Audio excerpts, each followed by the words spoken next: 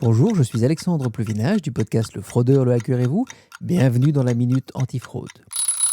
Les gamers sont la cible des fraudeurs, ça c'est pas nouveau, on en a déjà plusieurs fois parlé. Évidemment, là où il y a de l'argent dans les jeux, il y a des gens qui veulent le voler. Et là récemment, Febelfin, la fédération du secteur financier belge, a lancé une alerte justement pour les joueurs en leur expliquant que les fraudeurs vont essayer d'utiliser leurs données personnelles pour faire du phishing. Alors d'abord, ils vont les récolter.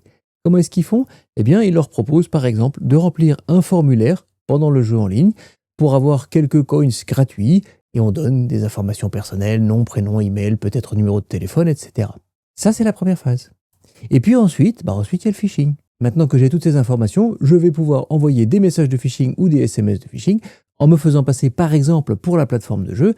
Et à partir de là, je vais pouvoir essayer de voler soit plus d'informations, soit carrément de l'argent sur le compte bancaire en reroutant la personne vers son compte bancaire. Ce n'est pas parce que les monnaies sont virtuelles dans les jeux qu'elles ne sont pas intéressantes. Ces monnaies permettent d'acheter des choses dans le jeu et donc elles peuvent être revendues.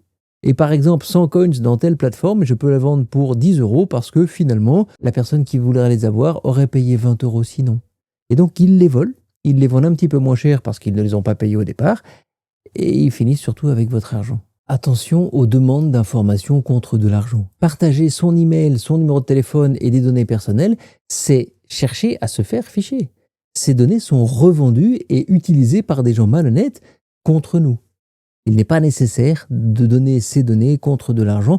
La plateforme les a déjà, en tout cas elle a déjà ce dont elle a besoin pour que vous puissiez jouer. N'allez pas en donner plus sous prétexte de gagner un peu d'argent. Finalement, vous le paierez certainement beaucoup plus cher. C'était la Minute Antifraude, prenez soin de vous et soyez prudents en ligne.